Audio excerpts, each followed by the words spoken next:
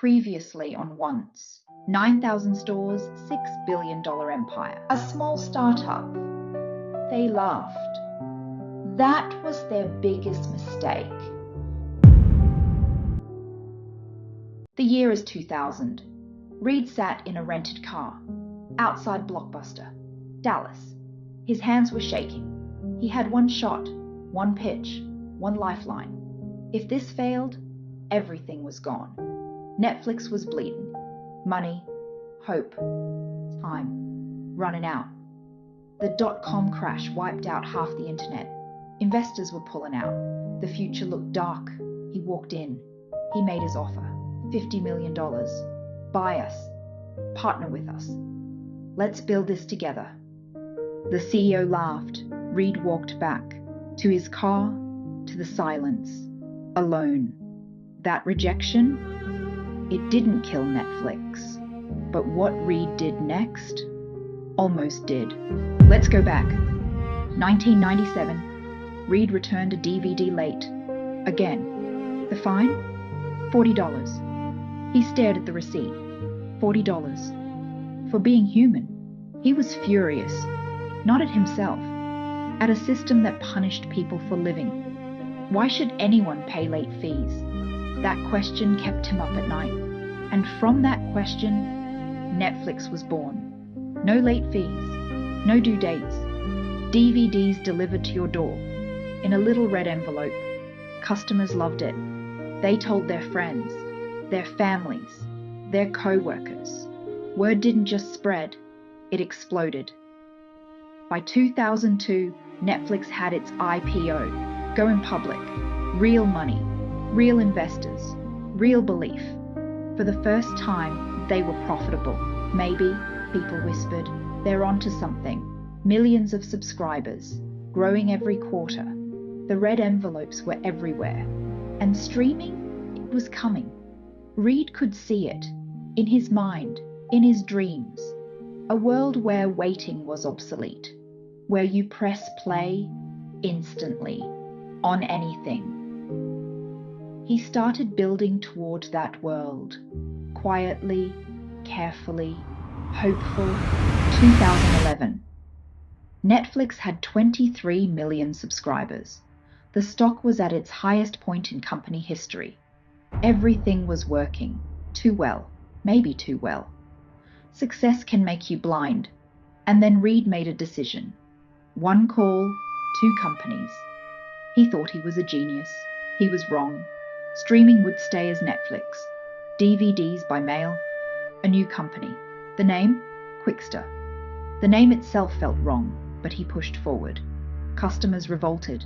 2 accounts, 2 passwords, 2 bills, too much, too confusing, too arrogant. The internet exploded. Within weeks, Netflix lost 800,000 subscribers. 800,000 people. Gone, just like that. The stock began to fall. We know what we're doing. Trust us. But deep down, he wasn't sure anymore, and nobody trusted him anymore either. The headlines were brutal. Netflix's fatal mistake. The beginning of the end. Reed Hastings must resign. Each one felt like a punch. The stock dropped 75%. 75%. In less than 4 months, $250 million in market value.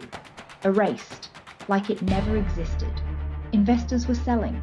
Analysts were predicting collapse. Competitors were circling. And Reed, he was alone. And somewhere in Dallas, the ghost of Blockbuster was smiling. See? We told you. Reed had built something remarkable. And in one decision, one moment of arrogance, he had nearly destroyed it. He had one choice left. Admit it. All of it. Even if it hurt. Even if it meant saying, I was wrong. September 18th, 2011.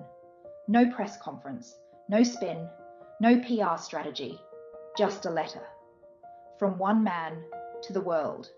No corporate language, just a man, admitting he was wrong. We messed up. 3 words. Qwikster was cancelled immediately. Netflix would stay as one company, one brand, one vision. But Reed knew that surviving wasn't enough. He needed to change the game entirely. Netflix stopped waiting for permission. They stopped renting other people's stories and started telling their own.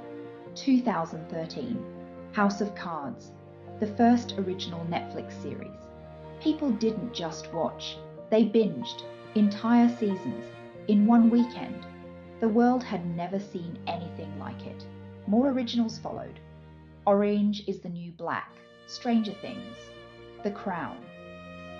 Today, Netflix operates in over 190 countries. More than 300 million subscribers. The company that was nearly dead, now worth hundreds of billions. The company that laughed at them, one store in Bend, Oregon. They didn't just survive, they won.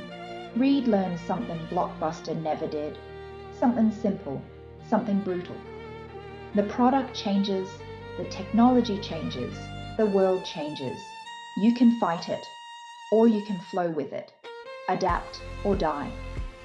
Blockbuster had a chance to buy Netflix for $50 million. They laughed. Netflix had a chance to destroy itself with one bad decision. They admitted it, fixed it, evolved. Two companies, same moment in history. One laughed at the future. One became it. But this story, it doesn't end here. Because every empire falls. And every fall creates a new king. Next on Once, the company that ruled the world. 500 million phones, then vanished. Overnight. Nokia. Once.